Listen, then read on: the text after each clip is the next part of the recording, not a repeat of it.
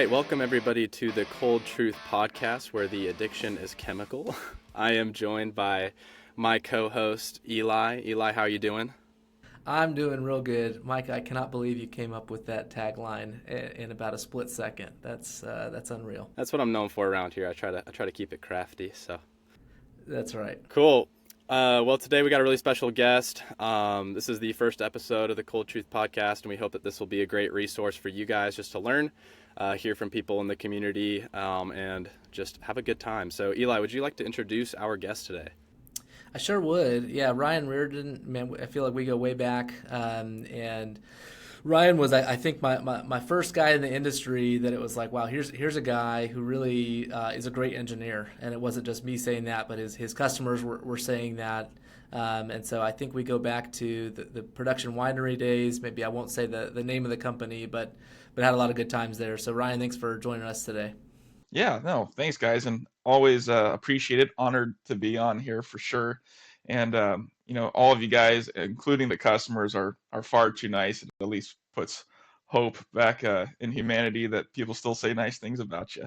But yeah, we do have some time together, Eli. We've always stayed in touch, and yeah, I mean we did a lot of work back in the day together for sure, and still looking to do more now. It hasn't stopped yet.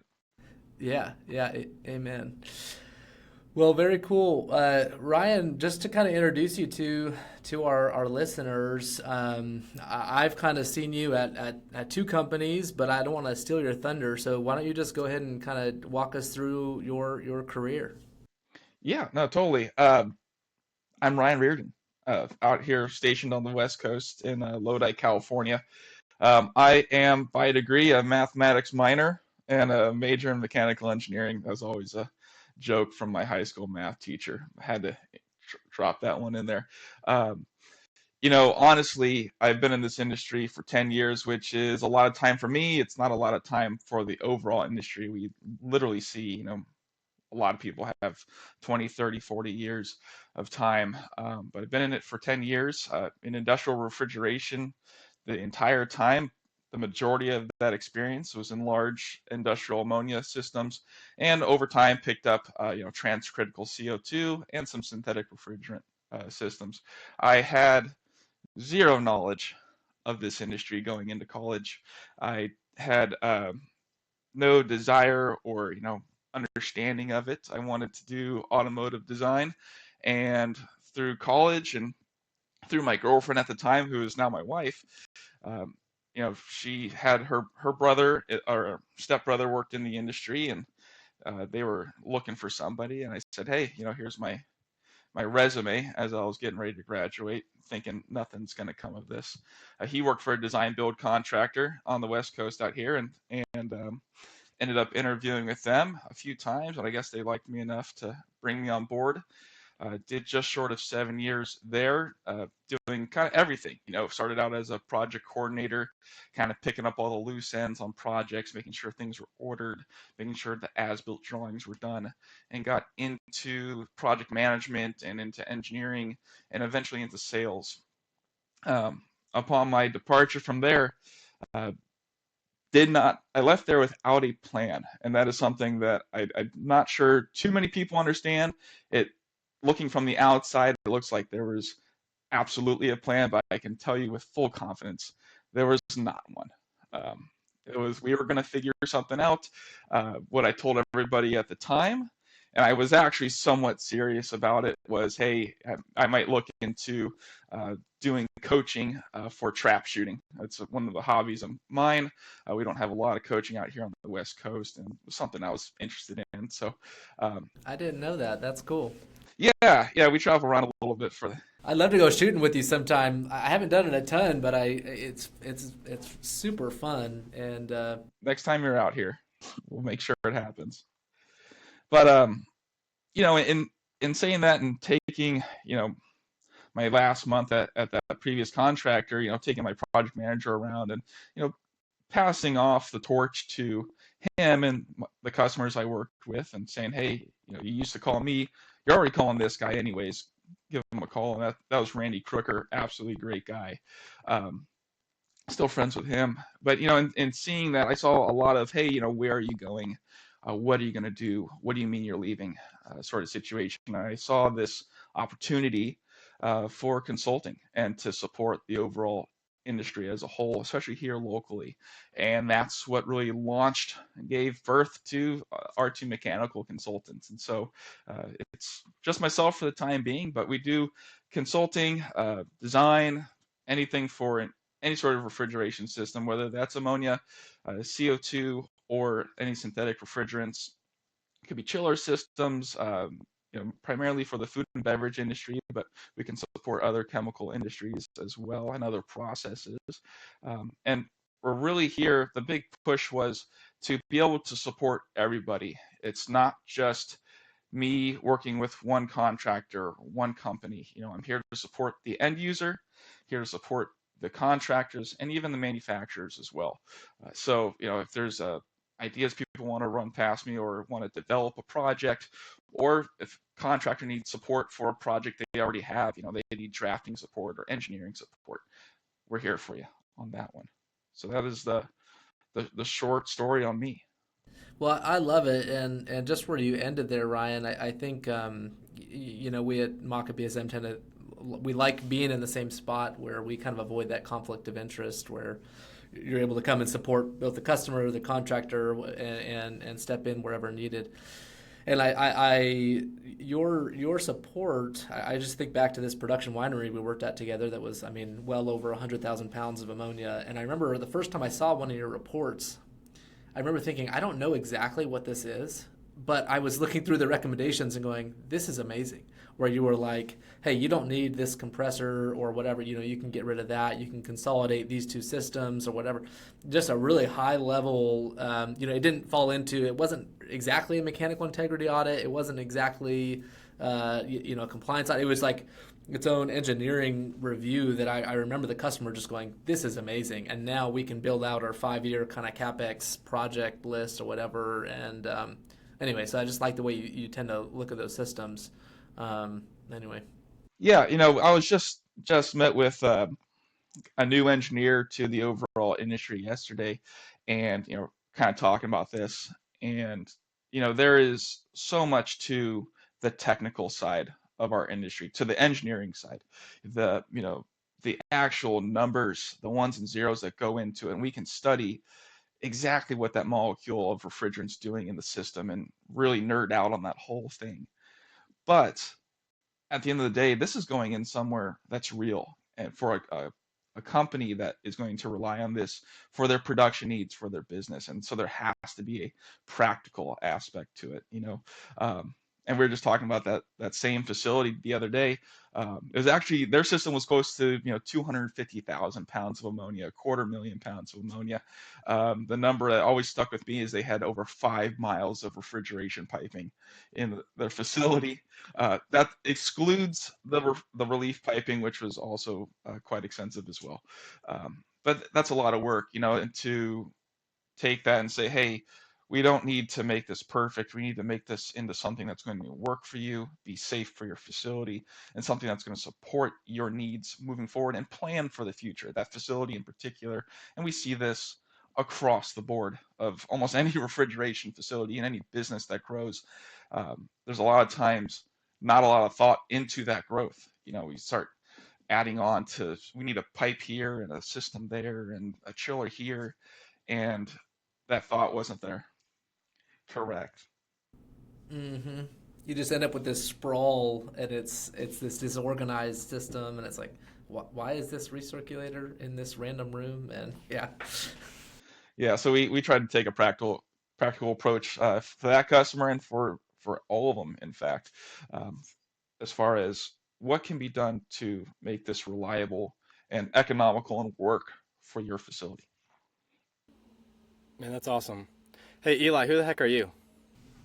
Yeah, that's a decent question. So I come from around Ryan's neck of the woods, so the Central Valley of California, so near Fresno.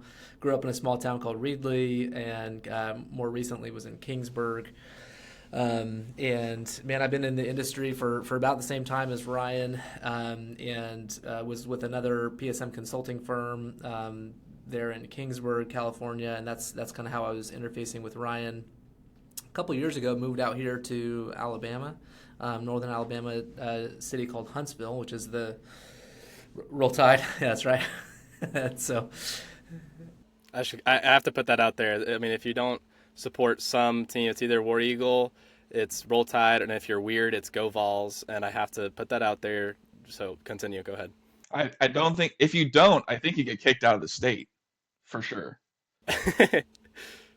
No, it's a religious experience, and yeah, you have to affiliate with something. And if you say I don't, I'm not a fan, it's like you're not welcome here, so you can go away.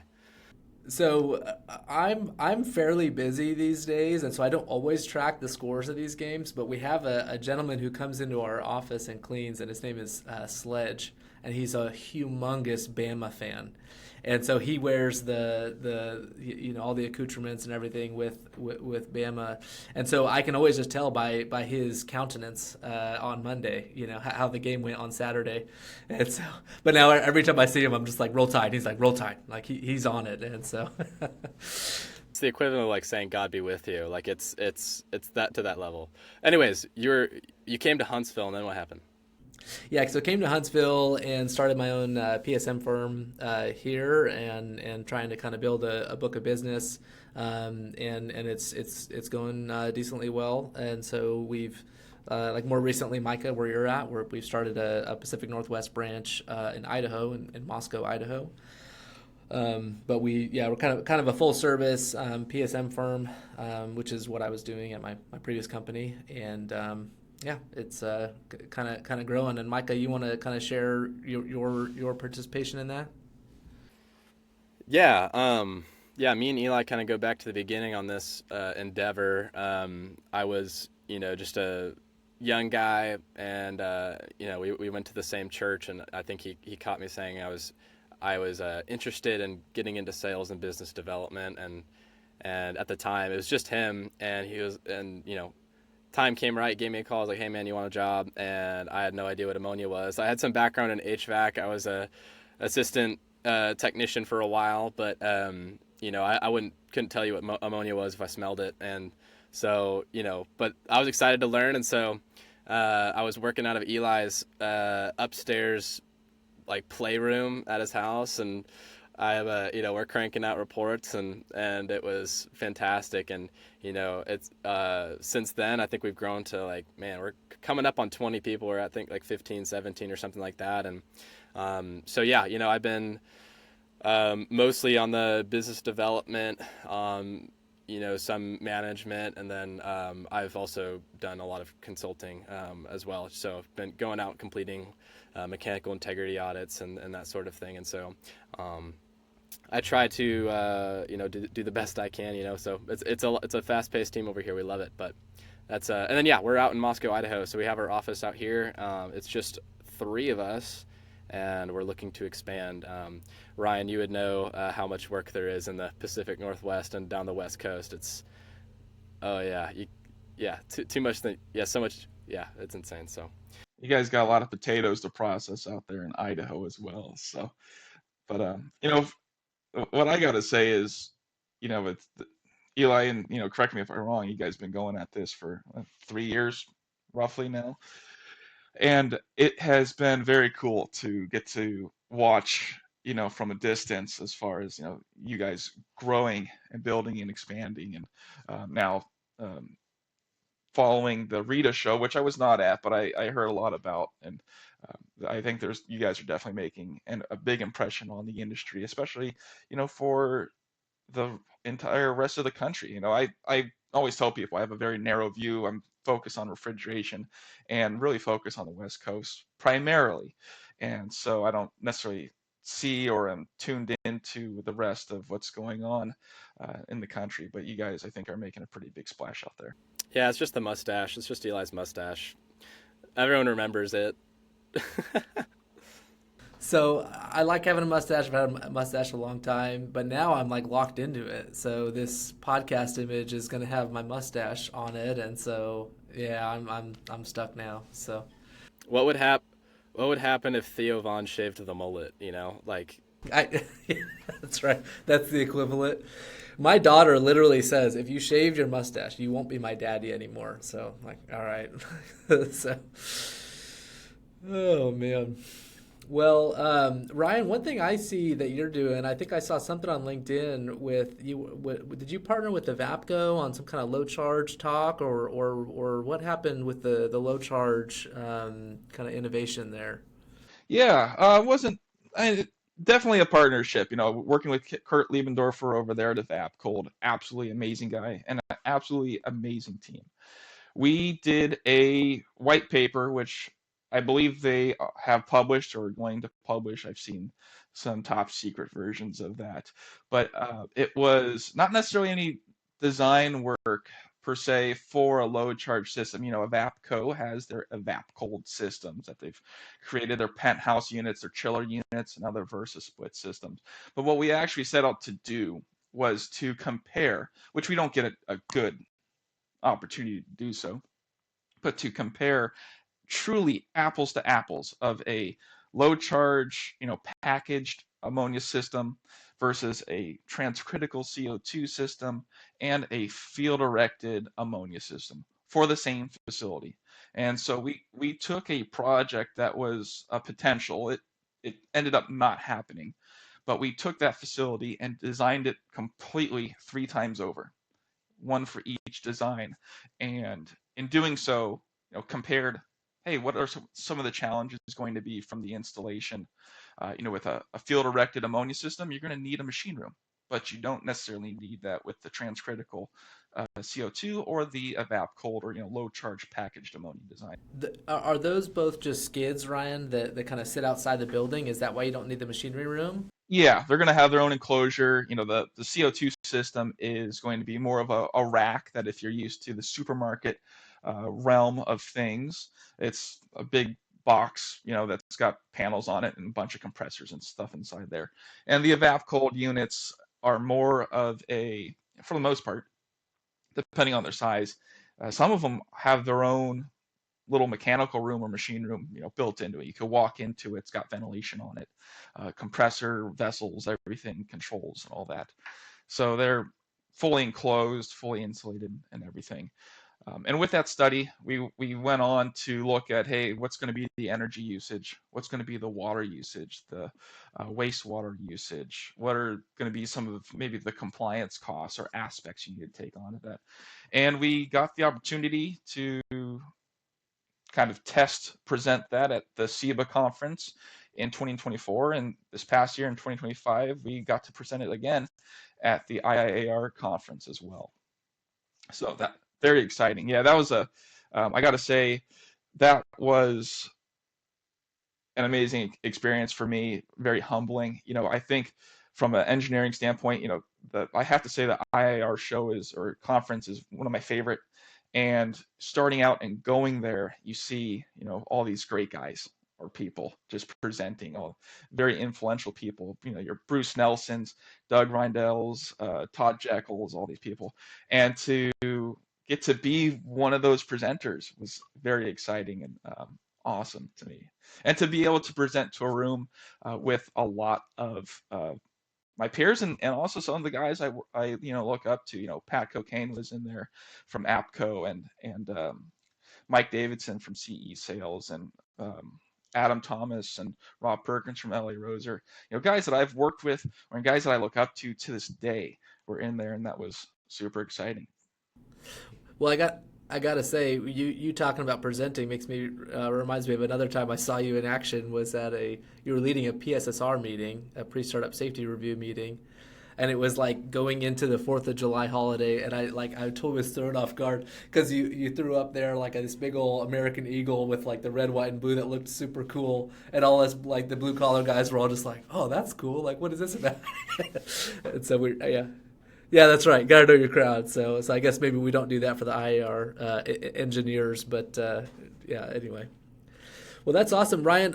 It might be top secret, but can you kind of give us like a 60-second version of what the findings were on the three different systems, or what are the kind of high level results there?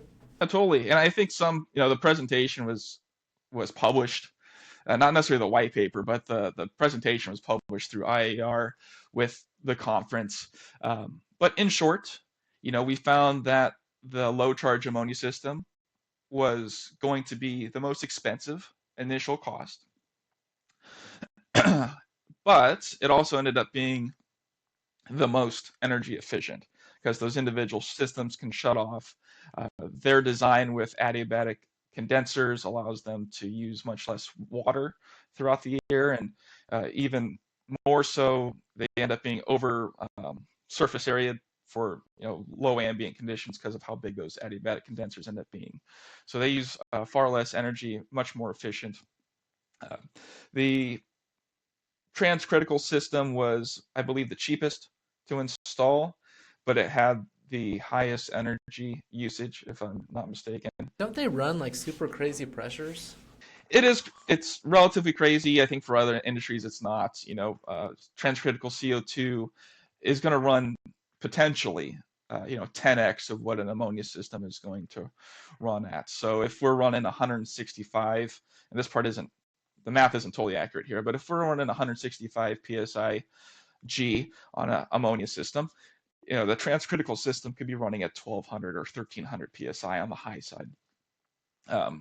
But flip side to that is the ammonia system at negative 40 is going to run at whatever that is, 9 inches of vacuum, and the CO2 system is going to be about 150 psi, give or take. So it's still positive pressure. So it has its pros and cons to it for sure.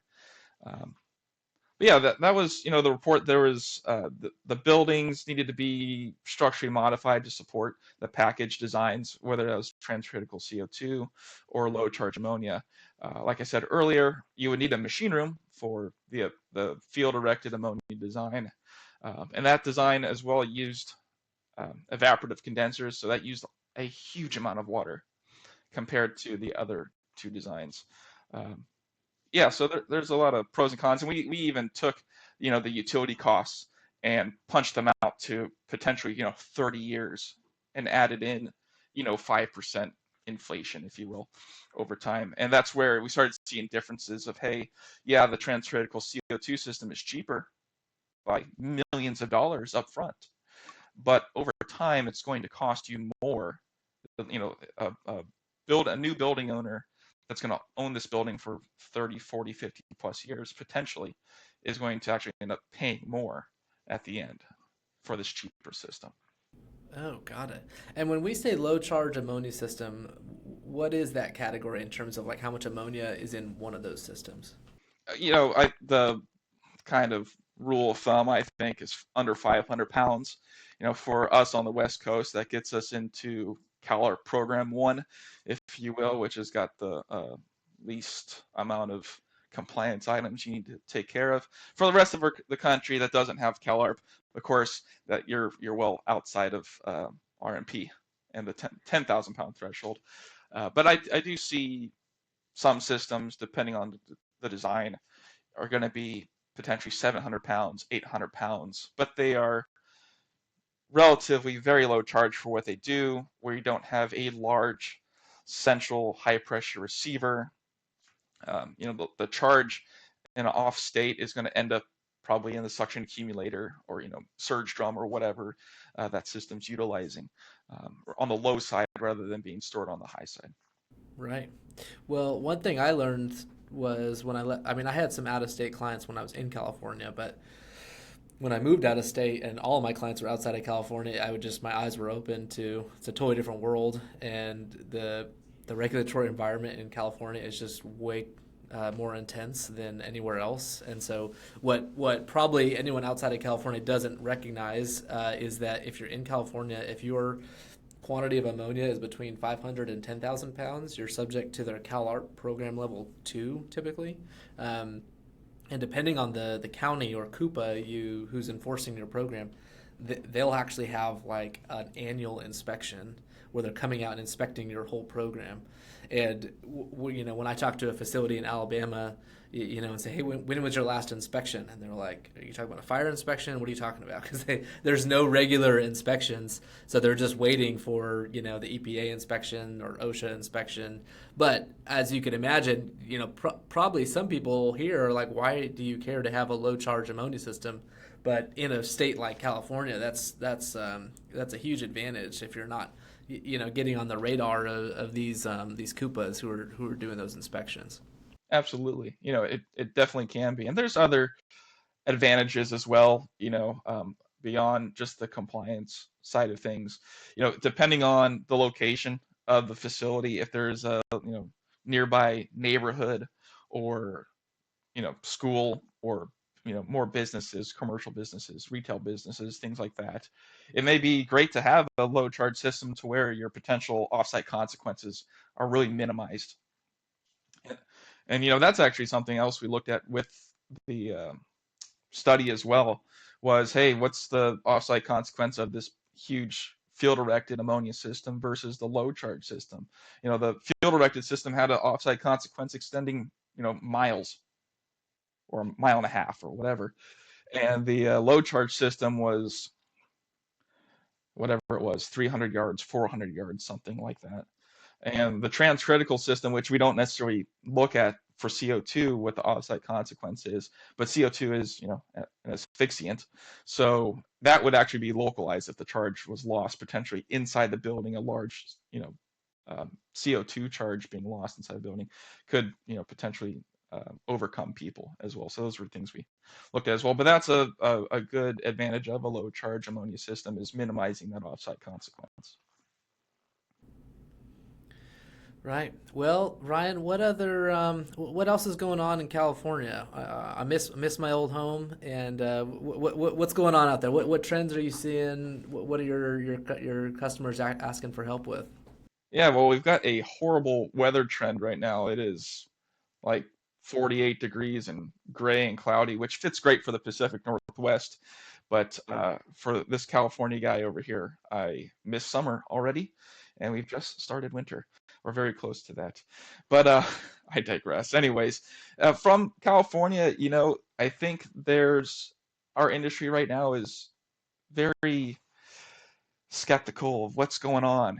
We're seeing, from the contractor standpoint, we're seeing end users have a lot of quoting activity and looking to do a lot of projects, but those projects aren't getting awarded, or they almost are and they're getting pulled back. It probably has to do a lot with the economic situation for the country, and a lot of people are speculating on potential Fed rate cuts potentially coming up this December. Maybe businesses are waiting on those interest rates to come down a little bit potentially. The California Air Resource Board, and this isn't new news, they had their final ruling that kind of came into effect in the last couple of years that really started pushing refrigeration systems away from synthetic refrigerants, or using ones that have much lower GWP values. For example, if you're to build a brand new refrigeration facility today, or a facility with refrigeration, you cannot use, for the most part, a refrigerant with a GWP greater than 150. Now, that's not true across the entire board, but if you're going to do a large built-up system, the GWP of that refrigerant cannot exceed 150, which cuts out a huge amount of the refrigerants that we use. Of course, R22 is out the door. R507 is out the door as well. But that 150 number even cuts out current favorites like R448A, and gets us into the HFOs and the A2L type refrigerants of R454C and whatever it is, 513 and 1234ZE, and whatever flavor you want there. So we're seeing a lot more CO2 activity or interest out here on the West Coast. Yeah, they just keep. Well, I find that they keep tightening up, and then the rest of the country kind of follows suit. Unfortunately. Yeah, and I think the rest of the country is going to get even tighter than California. So I have to say, I'm going to give one to the federal government and the EPA here with their AIM Act that we've talked about a lot, I think, as an industry as a whole. Uh, their most current, or the final ruling on their technology transition stuff for the AIM Act uh, follows a lot of what California has already done. Like you're saying, Eli, the rest of the country kind of follows, usually, or maybe follows suit, or some states will follow suit of what California does. But they literally took what CARB did and copied it, adjusted some of those limits to be even tighter, but then they changed the rules by one line to say that if you're going to increase capacity of a system, you also have to fall underneath the AIM Act and these lower restrictions as well. California kind of had some gray areas because it only applied to new facilities, facilities without refrigeration, and equipment replacement of 75% of evaporators and 100% of compressors and condensers. So that and was a big piece, but we never talked about anything about capacity increase. But now, if you have a facility that in Alabama potentially, and this is coming in first of this coming year, hey, we have a R448A system, synthetic refrigerant system, and we want to add on another room, and we want to add on X amount of tons of capacity. That is going to get that facility into the AIM Act, and the restrictions on being able to do that, they'll have to change to a lower GWP refrigerant. Wow. Yeah, that's what's funny too is it creates this black market of like these old freon gases, like because you're not even allowed to buy them, and so I've seen news stories of like people smuggling gas over from Mexico, and it's like this. Yeah. Anyway. Yeah, these from my read through of these codes, it doesn't affect retrofits. And again, we're talking about non-synthetic refrigerants here, or sorry, we're talking about synthetic refrigerants, not natural refrigerants. But it doesn't affect retrofits. You could still go put R448A in the system as of next year. But if you fall into any of the regulations or rules of, hey, we're adding capacity or we are replacing all this equipment, that's where it comes into play there. Something I'm curious about, sort of related to that, is related to the government shutdowns. How did that affect California, and then bouncing back? Like you're saying you're seeing the EPA, or those regulations starting to tighten up, and they're probably going to tighten up across the country. Does that have anything to do with government shutdowns, or did that have any effect on California? I, I don't know. Yeah, I am somewhat far removed from that. I think many are not paying attention to this, or maybe don't care about it as much, but at some point it's going to become a problem. We're going to be seeing it at a kind of the manufacturer level. They're not going to be selling the equipment that uses these other refrigerants. When CARB put into place their requirements like a few years ago,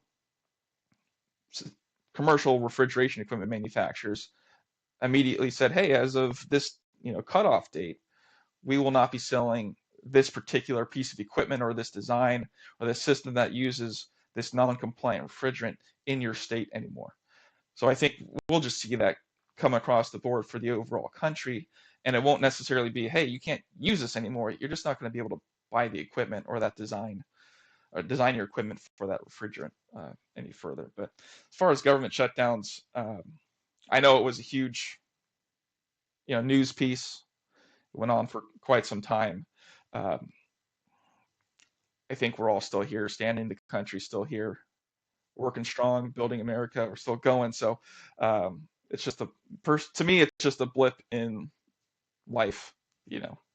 Yeah, I mean, the only effect I saw I mean, yeah, everybody lit their hair on fire over it, and when it really, I didn't see a huge effect. But the only effect I saw, as far as EPA, is we had some clients that had EPA inspections scheduled, and then government shutdowns happened, and then they're waiting for the EPA to show up, and they just didn't, and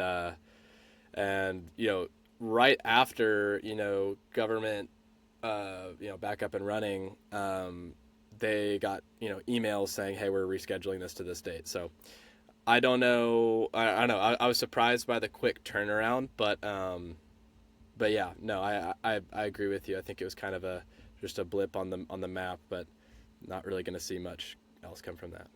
Yeah, and on, kind of further down that same rabbit hole, I've been asked, do you think with the current administration, are we going to keep the AIM Act? Are we going to see these GWP restrictions be lifted? Are they going to stay?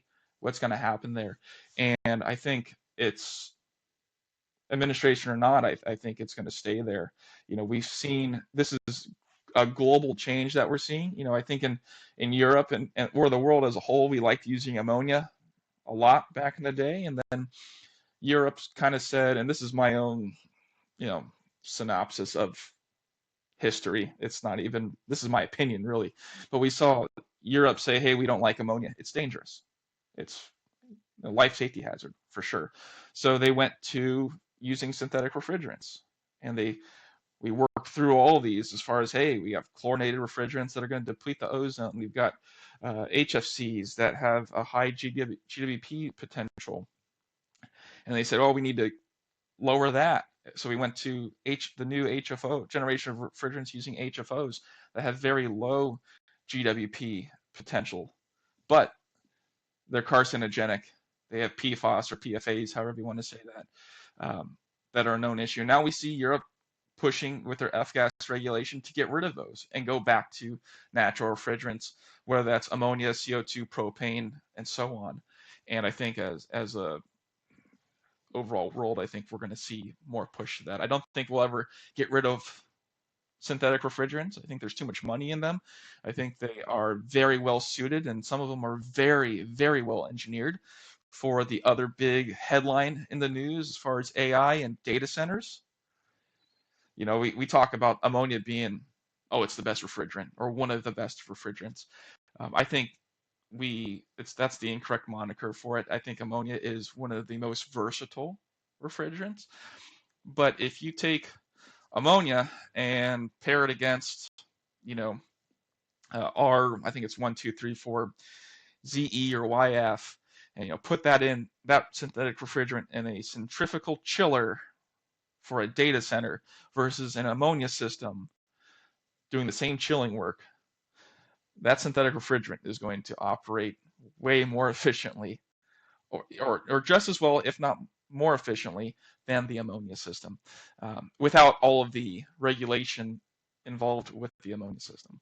Ryan, I am so glad you just said that because I have been wondering, like, why in the heck are people not using ammonia for these data centers? I'm sure the load is crazy, and so I was like, and the energy cost is the big thing. And so I was like, why are we not using ammonia? So can you break that down a little bit further? You kind of mentioned like R134, I think you said. What's the Yeah, there's so many of them I don't even keep track of them necessarily, but the there's a lot of newer low pressure refrigerants out there.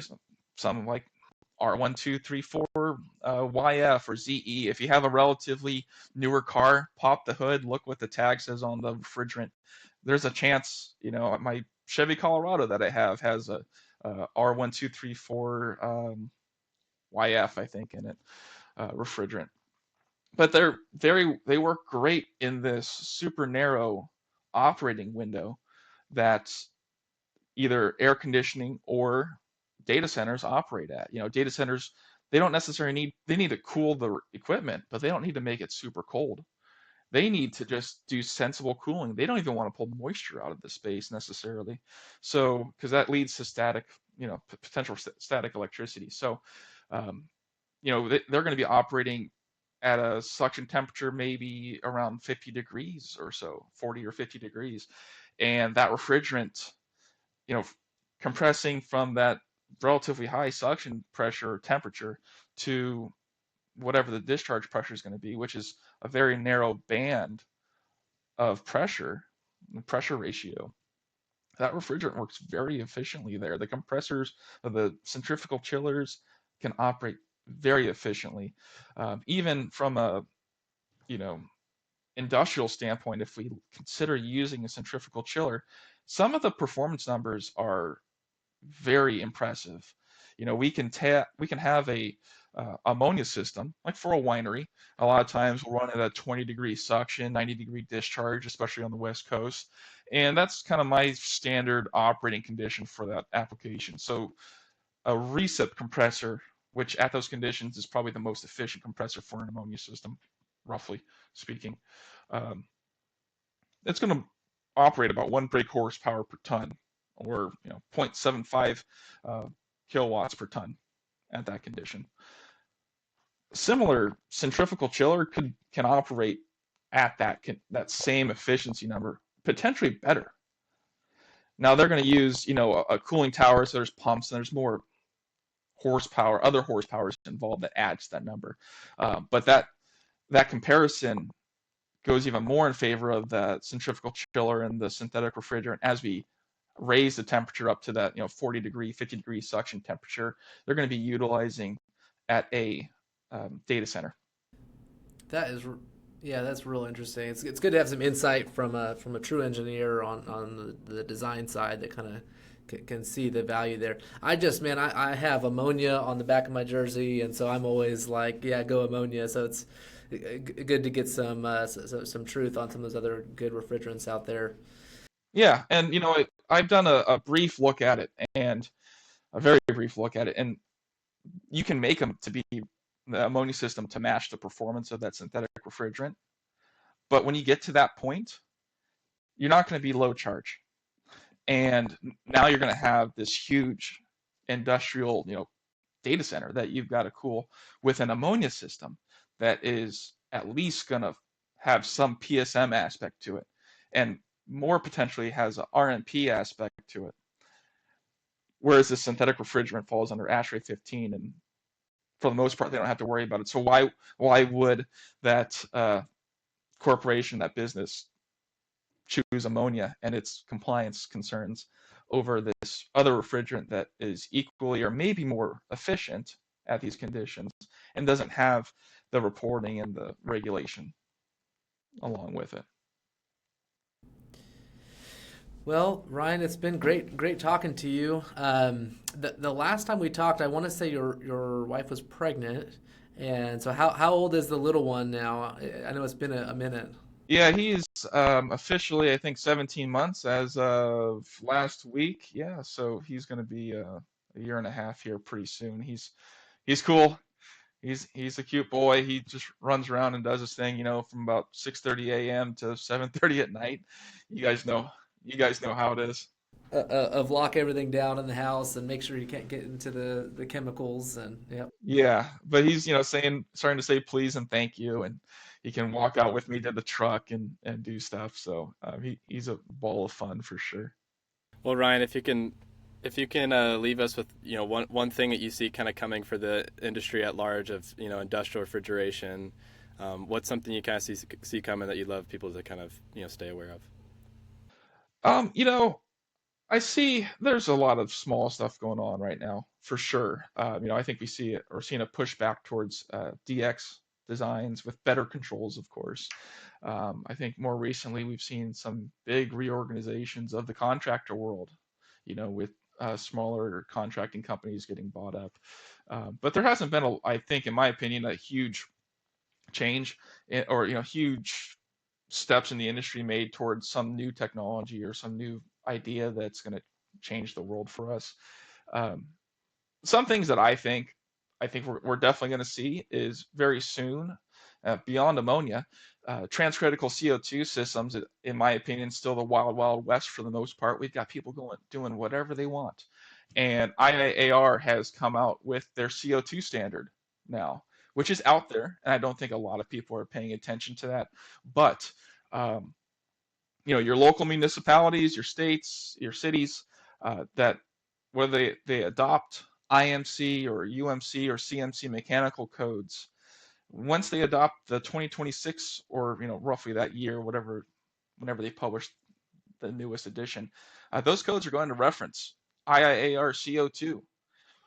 Yes, and we're going to fall under that regulation. So we're going to start seeing, much more regulation in the CO2 industry, for our refrigeration industry as a whole. So I think that's something to watch out for there. And something I would like to see our industry go towards, which I think helps you guys and your line of business quite a bit, is I would personally like to see more adoption of, RMP, PSM and RMP, or CalArt Program 3, if you will, for nearly any ammonia system of any size. You know, uh, for California, when we get below 10,000 pounds, it could be 9,900 pounds, a little questionable, but it still falls underneath that 10,000 pound threshold. Same thing for the rest of the state or the nation. Why do we not have to do the PHA? Why do we not have to have all these other items of compliance and safety? I think we should start considering adopting all of these, having PNIDs and SOPs, emergency response or action plans, doing PHAs, or even PHRs, process hazard reviews, which is still something that is required by IAR 5 or recommended at a very minimum. Let's start doing all of these, and maybe we don't have to report all of it like you do with a full RMP program, but let's have all of that on file so that way, as we go around, operators, technicians, um, safety managers, maintenance managers, whoever, contractors go around, we have a somewhat unified set of documents that every ammonia system is going to have, even whether it's low charge or huge charge. So that way, everything's documented, it's covered. We've thought about it, done our due diligence to make sure that the system's safe and that we can operate it in a safe fashion. It's really an expansion of the general duty clause. Let's just make it congruent across the board. That's something I would love to see our industry go towards. Well, well, Ryan, I'm gonna go ahead and Venmo you the $20 I owe you now for that plug to our to our industry. But I agree. I mean, wholeheartedly. Like the difference between a 10,000 pound system and a 9,500 pound system isn't that different. And I had a client that was actually, maybe I shouldn't say too much about it, but there was a fatality from an ammonia release, and it was just under the limit of 10,000 pounds. And now they were covered by CalArt Program Level 2, so they were doing the things they were supposed to be doing, and it was kind of a freak accident. But that being said, I mean, a 9,000 pound ammonia system can cause a lot of damage, and so to not be doing anything is a real poor idea. And frankly, I will say I've been pretty pleased with the amount of customers we have who have less than 10,000 pounds, but they're still taking it seriously. They still want PNIDs. They're still trying to do basically the General Duty Clause program, and I think that's the right way to do it. And that's the enforcement is different, right? Because they're not on the lottery system to come get an inspection. But what I tell people, and it's the truth, is that if you have an incident where someone does get hurt, they're going to come out and basically have expected that you were doing PSM, and so you're just kind of playing this game of hopefully nothing bad happens if you don't have a program, which I mean, you just shouldn't be doing in terms of playing with people's lives and the environment. So No, totally, and clearly, end users are taking that next step, that initiative to do some of these things, whether or not they are required to or not. Especially if they're not required to. Hey, let's do a PHA or a PHR. Let's have PNIDs. Let's have SOPs, things like that. Let's just make it a standard. We're already starting to talk about it. Let's just do it. Let's make that a thing. I would absolutely love to see that. That way, it's just the technician goes somewhere. Hey, where's your PNIDs? Or hey, you're gonna let's say a facility's gonna add as a 1,000 pound system, and they're gonna add another piece of equipment that's gonna and expand the system that's gonna make it have 2,000 pounds of ammonia now. Super well below the 10,000 pound threshold, but you're doubling your offsite consequence potential. You're doubling the size of the system, really. And we're not going to do a PHA. We're not going to review, the design. We're not going to review the facility siting. We're not going to potentially be concerned about how you interact with the system and what might happen. Is the design thought of well enough? Are there valves that are going to potentially trap ammonia, or is there something else in the overall facility process that's going to create an upset and lead to a release that you're not considering, or a condition that you're not considering? Let's just talk about it and call it good.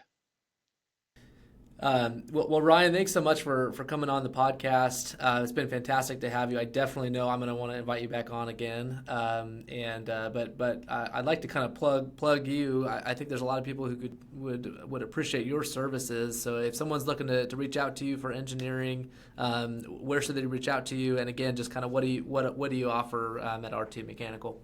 Yeah, no, totally. Thanks, guys. I appreciate it. And like I said before, absolute honor. Uh, Definitely exciting to be on the podcast. I listen to a few podcasts, and it's like, oh man, it'd be great to be on one of these days. So pretty dang cool. Get to be that guy. Yeah, thank you. Maybe one of these days I'll get on, Jocko podcast or something like that. Something moving up in the world. Yeah, Joe Rogan. There you go. Yeah, that's the order. It's Cold Truth and then Jocko. Yeah, so. Well, Eli can put in a word with the big man. He met him once. I did meet Jocko Willing one time. Yeah. You did. I was a little jealous of that, but no. If anyone wants to reach out to me, our website is www.r2mc.net. We have a little contact us page on there. You can fill out a form. I pay attention to it very much. If you submit that form, it comes right to me. I'll give you a call or an email, whatever it is. We'll get in touch, and also connect with us on LinkedIn. Either myself directly or R2 Mechanical Consultants has their own business page, and I haven't done it very recently, but every now and then I do post some technical articles up there, and you could always go back and look at them. There's some interesting ones on pipe pressure ratings or pull down for freezers and things like that. Some general stuff. We did one on energy balances after talking with you, Eli. I think 2 years ago or so. So yeah, just about valves that I still have like bookmarked as a reference. So good deal. Thank you. Yeah, no, I really appreciate it, guys. Well, this has been the Cold Truth Podcast. Thank you so much for listening. Ryan Reardon, go check him out on LinkedIn and on his website. And Eli, we'll catch you in the next one.